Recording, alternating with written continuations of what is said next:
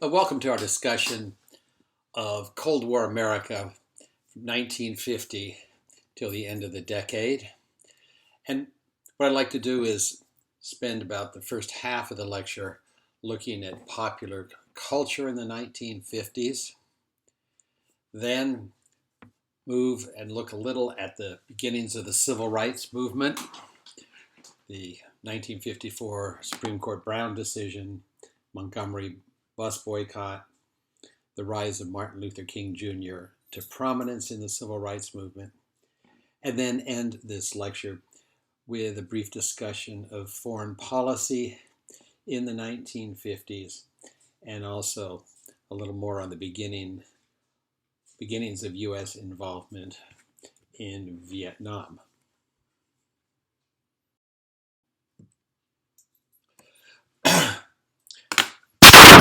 I were to ask you, what is your image of the 1950s? What is sort of the popular image of the 1950s?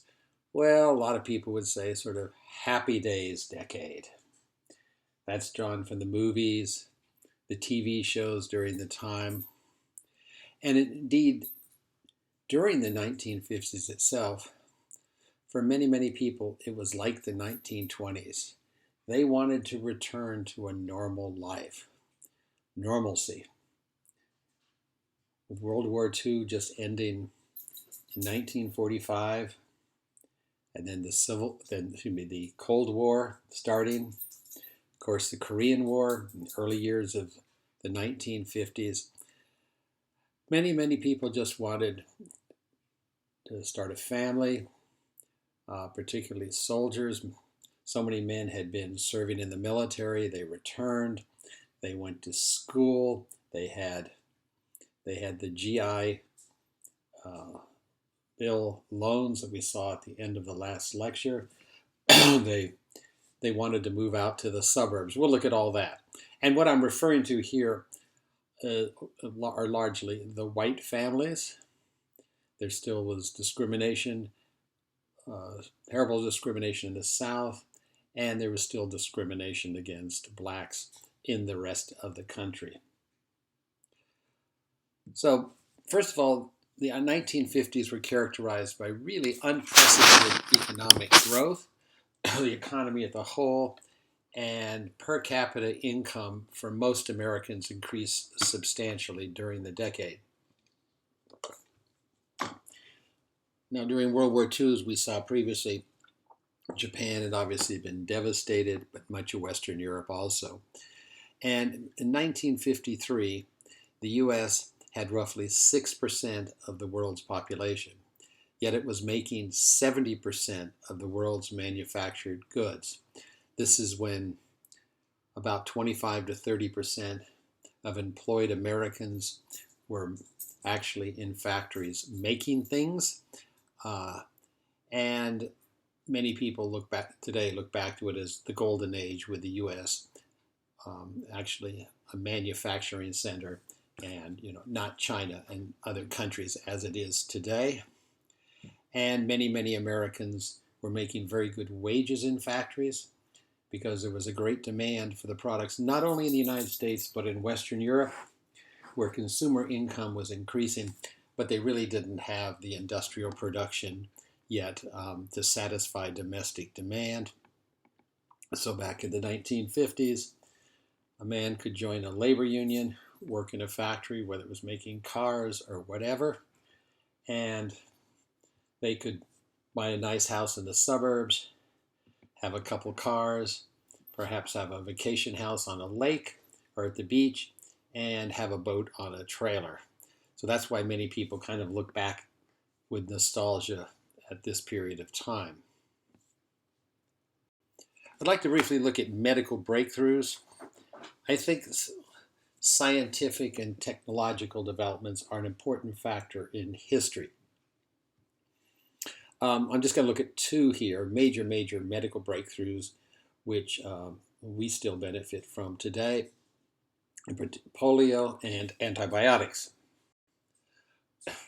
Now, penicillin was developed during World War II, and it was widely made available to soldiers in the field, Each soldier had a little pouch on his belt, and in there was a small plastic bag with penicillin powder. It was part of his first aid kit, with a couple bandages and things, and was told to put that on, any wounds some other soldier might have or he would have. Now, we take antibiotics for granted now, and many people's concern is there's overuse of antibiotics, which I understand there is. But until antibiotics, so many people would die. You could get a scratch on your arm, it could become infected, and you could have to have your arm amputated, or you could actually die from it. Many people were dying from tuberculosis until, not penicillin, but another antibiotic was developed a few years after World War II and virtually wiped out tuberculosis in the U.S. So here's a poster from World War II. Thanks to penicillin, he will come home. And you'll recall in previous wars that you've studied about in U.S. history or world history, there were always more deaths from disease than from enemy bullets or bombs or arrows or swords in the earlier wars. Because if you got a slight bullet wound, it would likely become infected. You could die from the infection, or you'd certainly lose an arm or leg.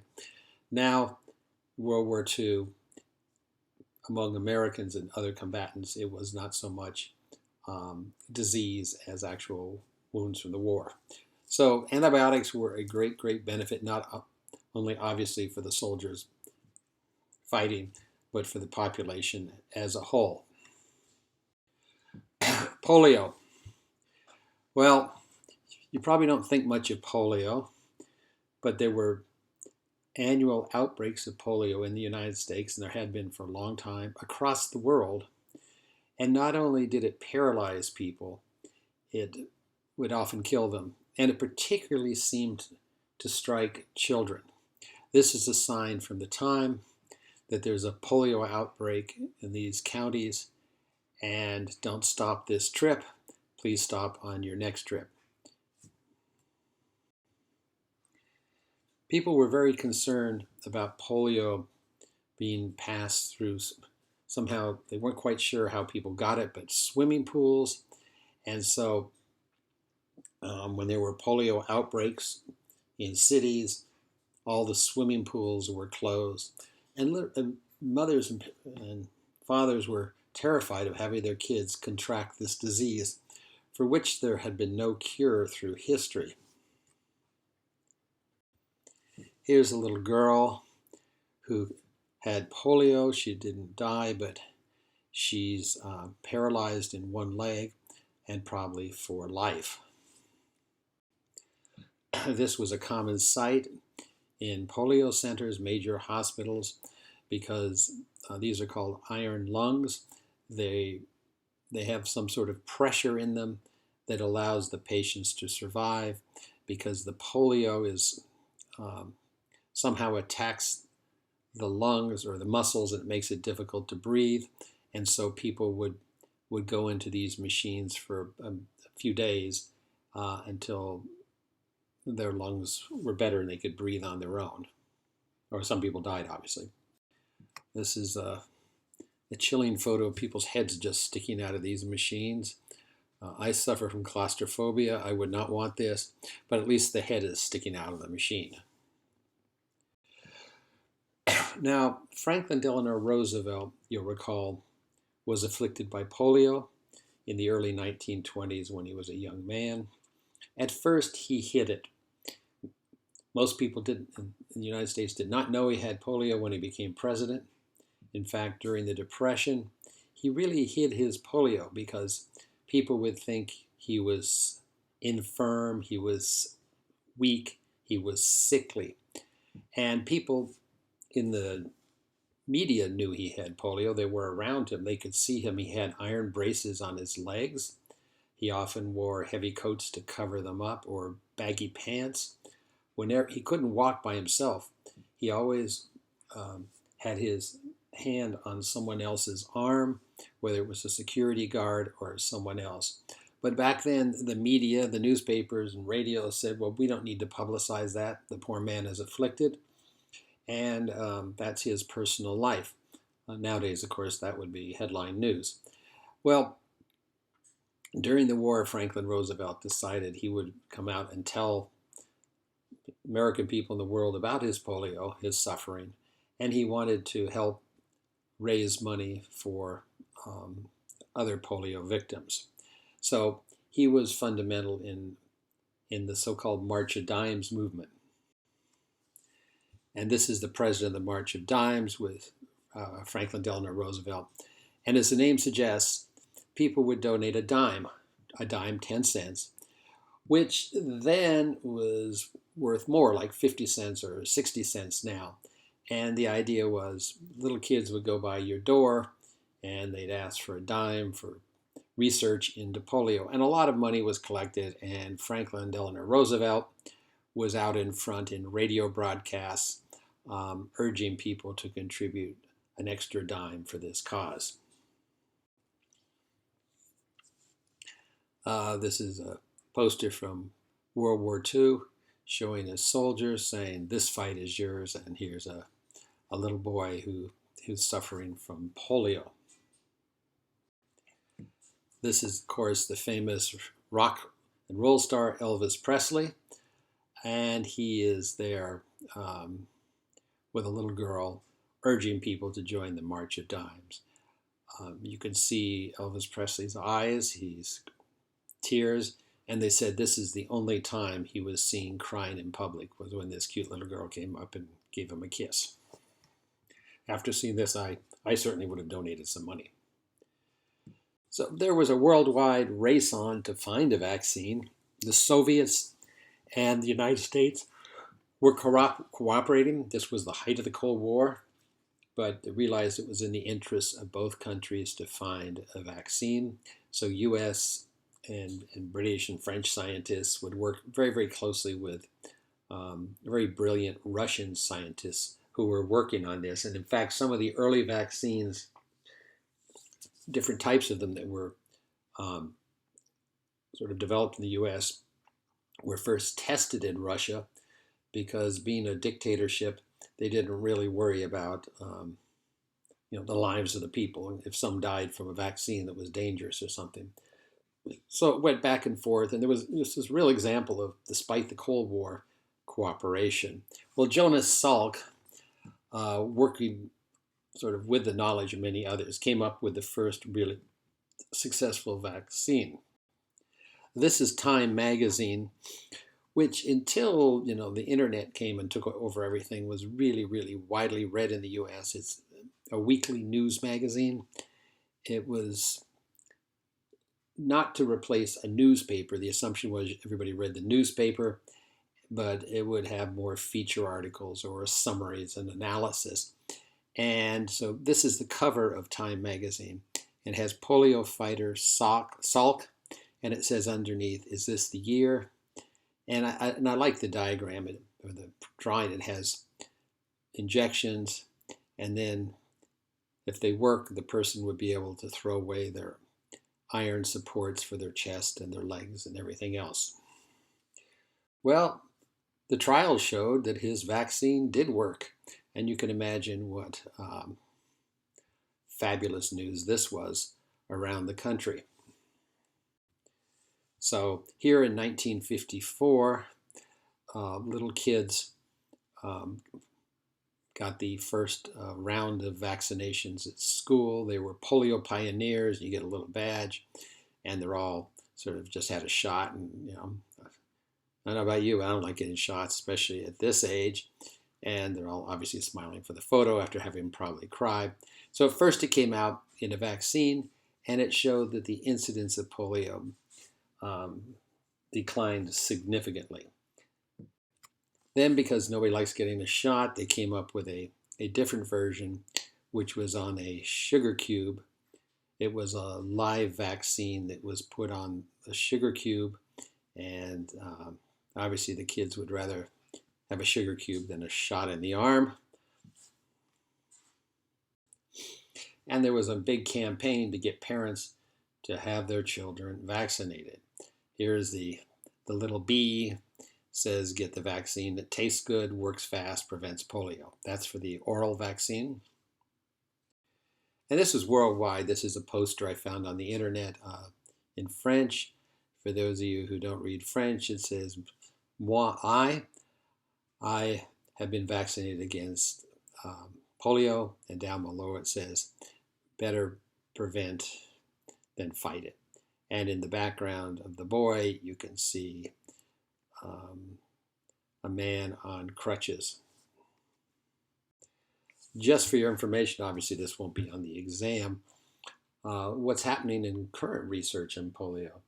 Well, there's a major international initiative to totally eradicate polio.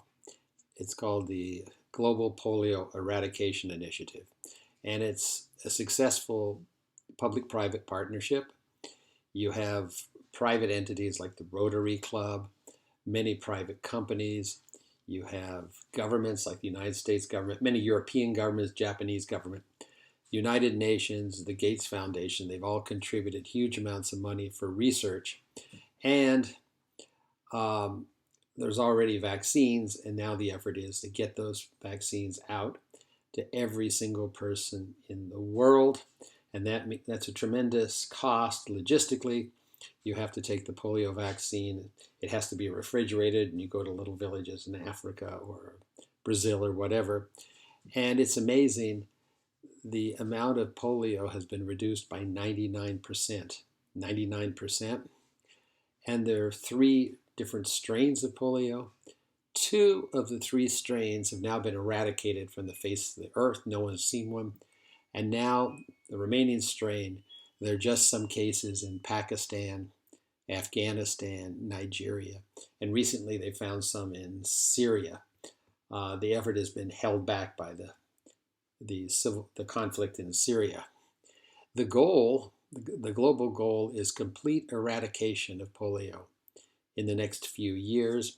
The hope was originally by 2016 there'd be no more polio in the world, then 2020. Now they hope within the next few years.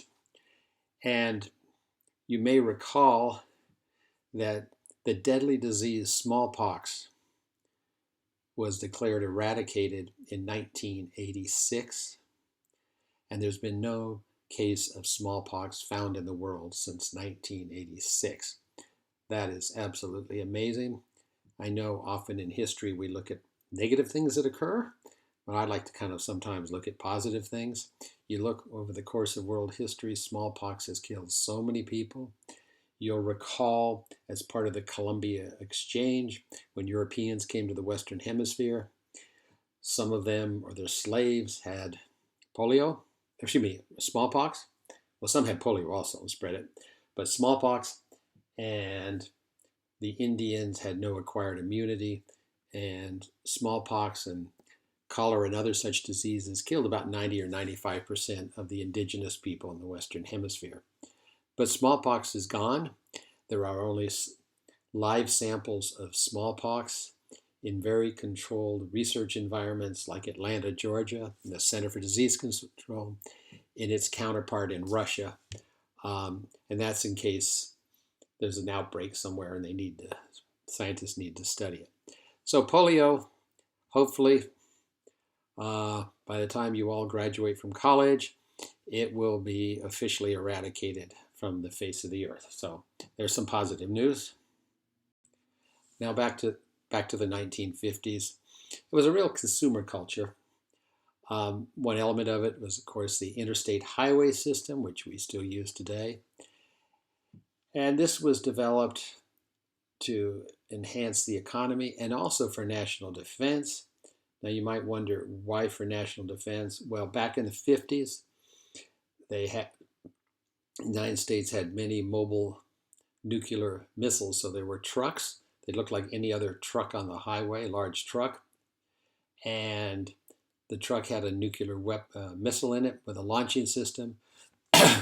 And if there was the decision that we needed to attack the Soviets because they had just sent over nuclear weapons, the truck could pull over, open up the top of the truck, the nuclear missile is put in place and shoots in a few minutes. And the interstate highway system provided an excellent means to keep those major trucks moving around the U.S. And the Soviets hopefully would not know where they were. And the idea was to provide a useful deterrent. It was the largest federal project in history. And interstate highways, they're all the major highways that begin with I. Like in the Houston area, you have I-10, I-45. They're part of the interstate highway system. It was financed by the tax on gasoline, the idea that people who use gasoline are people who drive, obviously, cars and trucks, and they should finance the road system. Some 47,000 miles have been built. They're adding bits and pieces to it to this very day. And it's an incredible project. There are 55,000 bridges. This is a map of the interstate highway system, and you can see how massive it is coast to coast. And something I mentioned to my students in other courses where I teach about ancient Rome is, as you probably know, the ancient Romans had a highly developed highway system that they built by hand. And the major highways in the Roman Empire 2,000 years ago, they were longer than all the interstate highway systems in the U.S. So kind of interesting. Okay. Then what people looked on with great pride back then was so-called spaghetti bowl. We're familiar with this now. This is an aerial photo from the 1950s, the intersection of several highways, an interstate highway and some others. And people would look at that. It looks like a bowl of spaghetti, everything mixed up. And people looked at that with great pride. Wow, look at our technological advance. Of course, most of us look at it now and go, oh, could you imagine the traffic? This is McDonald's, sort of one of the icons of the U.S., for better or worse. And this is a photo from the 1950s when you could get one for 15 cents. And they used to always have signs over 400 million sold. I remember as a kid seeing 20 million sold. That was pretty early on. And you can see, of course, the golden arches there. And then it went up and up, and it talked about billions. And then, of course, I don't think they put that on signs anymore. And one phenomenon we see here are blue-collar workers. You recall blue-collar workers. We talked about them before in the course. People who worked in factories, and they wore blue shirts, literally dark blue shirts with a blue collar because they'd get greasy and dirty at work. They actually earned enough working in automobile factories or somewhere else to move into the solid middle class. And they were making cars or steel generally. A few minutes ago, in the previous lecture, we talked about the GI Bill giving loans for people to buy houses. And veterans bought 5 million new houses after World War II. Well, this was a tremendous economic benefit, not only for the people who constructed the physical homes, but all the dishwashers that were put in the home, the other appliances, ovens, sinks, the furniture, and that had a secondary impact. There was also a mass migration to the suburbs. People really wanted to and had now had cars, and they had money to buy a house in the suburbs and fulfill many people their dream of a big yard and a big car, less violence and less pollution. And indeed, by 1970, more Americans lived in suburbs than in cities. This is one of the first major suburbs, sort of a master plan community. This was in Lebanon, Pennsylvania. And you look at it and, we may look and say, oh, it's rather, conformity. The houses kind of look the same and all. But this, people's eyes would open up in the 1950s. Most people say, there's my dream, to have a little yard for the kids to run around, have my own house. I have a car, obviously, to get from the house to the stores and to the place of employment. During the 1950s, for the middle class, the focus was really on the home and children. And this is largely, some blacks fell into this middle class category, but they were largely whites. And most white women at this time really wanted a family in the suburbs. They wanted to be what today we call a stay-at-home mom. And if you ever watch any of the TV shows from this period, they're on the TV all the time, or you can find them on Netflix or Amazon Prime.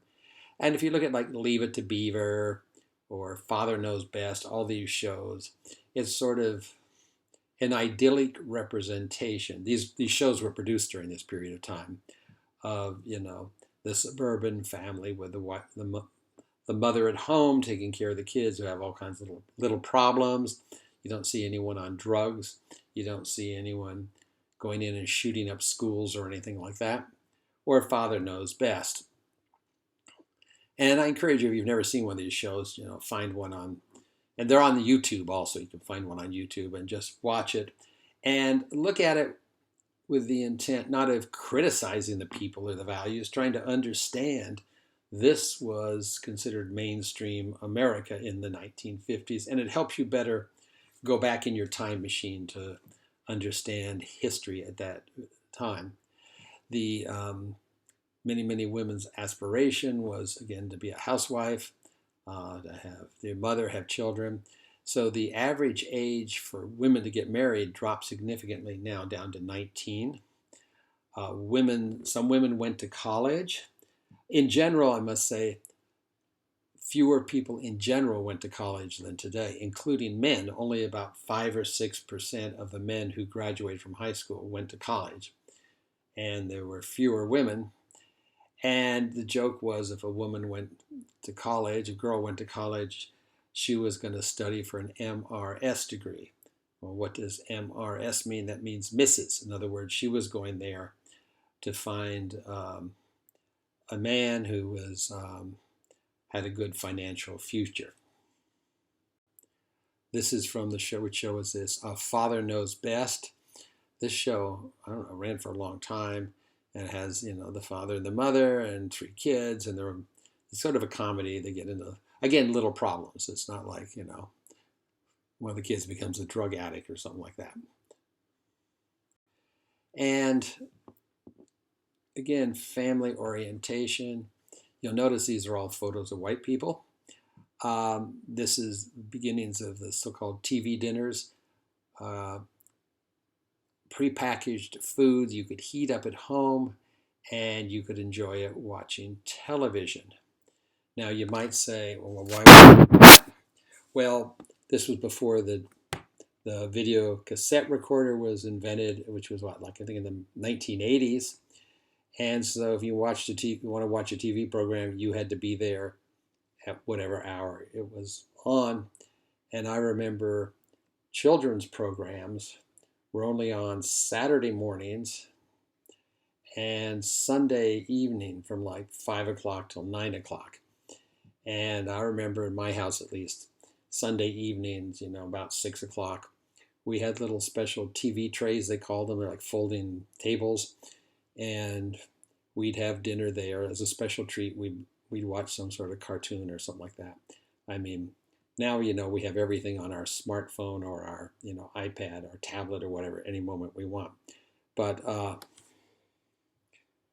this is one of the early Swanson TV dinners. It was called TV dinner, where the idea is, mom would stick it in the oven. It takes 15 minutes or something. It comes out. You take the foil off and you have a meal, and everybody enjoys the meal. You can see big pats of butter and stuff like that. They still sell these. You go to the grocery store. This is one I just pulled up off the internet. They sell right now, Swanson Polynesian style dinner. And when I was looking for images on the internet, I came across one I've got to share with you for comic relief. This is one. They actually sell this. I found it in my grocery store. It's called Recently Divorced. the market here are recently divorced men whose culinary ability is putting something in the microwave and pressing a button. This is roasted carved turkey, and you can see for the man who wants a lot of meat, 1.5 pounds of food. So I guess the man doesn't really care what it is. It's kind of funny, recently divorced, and they have that at my local Kroger's. Okay, back to the 1950s. Again, this is sort of a middle class, obviously white suburb, and this is a famous Tupperware party. And you can see the woman making the presentation is one of the neighbors. She's not coming in from the outside, and she sends a little note to her friends and said, "Come to my house for coffee and cookies or something. And I'm having a Tupperware party." So she shows them these Tupperware products. I think they still make Tupperware. You can buy it at the store, the little plastic containers for things. And she shows it all to all the ladies, and they all say, "Oh, how wonderful," whatever. And obviously they feel obligated to buy something because the lady is their friend and neighbor, and it's a social gathering. And these were really very, at least in Denver, Colorado. I mean, all my friends' mothers had these things all the time. And the women had nothing else to do because, I mean, their kids were in school and they weren't working. And this was sort of the dream of a suburban family going off in their station wagon and having a picnic or going camping or something like that. During this period, significantly more Americans actually joined organized religion, either churches or if they were Jewish, synagogues. And there were very, very few Muslims in the United States at that time. And part of this was during the Cold War, and the Soviets were often usually portrayed as atheists, not believing in God, which they didn't. And they thought was, well, religion would help fight communism if we become more religious, and by extension, if we have missionaries go out and convert people to Christianity in other countries. And it's very interesting. The Pledge of Allegiance in the United States, the phrase "under God" was only added to the Pledge of Allegiance during the 1950s. And if you look at our currency, our coins, most of our coins and our dollar, $5 bills, there's the phrase "in God we trust." That was added in the 1950s. While we're looking at popular culture in the 1950s, we certainly can't ignore rock and roll. It's really, really iconic for the 1950s in the same way we looked at the 1920s and we talked about jazz. And the phrase rock and roll in black communities where the music originated, rock and roll referred to dancing and sex in the black communities, roll in bed.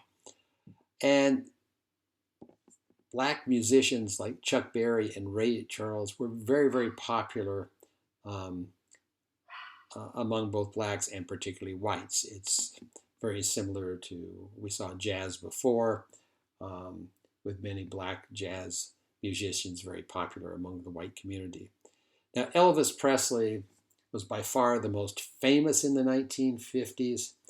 He was sort of referred to as Elvis the Pelvis. There's a short video of him in the module, in case you've never heard Elvis Presley. And he was known as Elvis the Pelvis because the way he moved his hips when he danced. He was by far the most popular musician ever in American history. Now, many, many cultural conservatives criticized him the same way they criticized jazz. They said that he was vulgar, he was obscene. That many people said, oh, the teenagers were tribal social groups because particularly girls would go and hear him sing and they'd faint and scream. And again, there's a short video in the module. This is Chuck Berry. And this is Elvis Presley, very recognizable. If you're ever in Memphis, Tennessee, it's well worth it to go visit his home. It's called Graceland Mansion, and they'll tell you about his life. It's really tragic. He had all the money in the world and fame, and he became really a drug addict. He became very, very obese. I think he weighed 350 or 400 pounds, and he had an overdose and died at a young age. But you go to Graceland Mansion, and they have there his airplane, his private plane, which had solid gold faucets in the bathroom, and all the seatbelt buckles were solid gold. It was quite lavish. And in terms of politics, the 1950s was really moderate Republicans. Uh, Dwight D. Eisenhower, whom you recall was a famous World War II military hero, he had led the Allied landings in Normandy in June 1944. He really hated politics and politicians in general. He was asked in 1952 by both the Democrats and the Republicans to be their candidate. And because he said, I'm not really either. I kind of vote, but, I'm not really interested in it. And finally, he decided he would be the Republican candidate. His name was rather hard to say, Eisenhower, and in newspaper headlines, it's very long, so it was abbreviated Ike, I-K-E, and so you see newspaper headlines from the time, and it will say, Ike says this, or Ike does this. His campaign slogan became, I like Ike, which has a nice swing sound to it, and his vice president for 8 years, he was reelected in 1956, was Richard Nixon, who was a very, very fierce anti-communist and made a name for himself trying to find communists in the U.S. government and elsewhere. And we'll see Richard Nixon again because when he was president, of course, he was involved in the Watergate scandal and eventually forced to resign. Now, Eisenhower described himself as a dynamic conservative. He said he was a conservative when it comes to money, the budget of the United States, but liberal when it comes to treating human beings. And in that regard, he continued Franklin Roosevelt's New Deal programs. In fact, he even expanded them. One example is he took the Social Security program and got Congress to pass laws to include many more workers. And this would include maids, farmers, and members of the military. Well, this concludes the first half of this lecture, and we'll cover some other points in the second half. Thank you for your attention.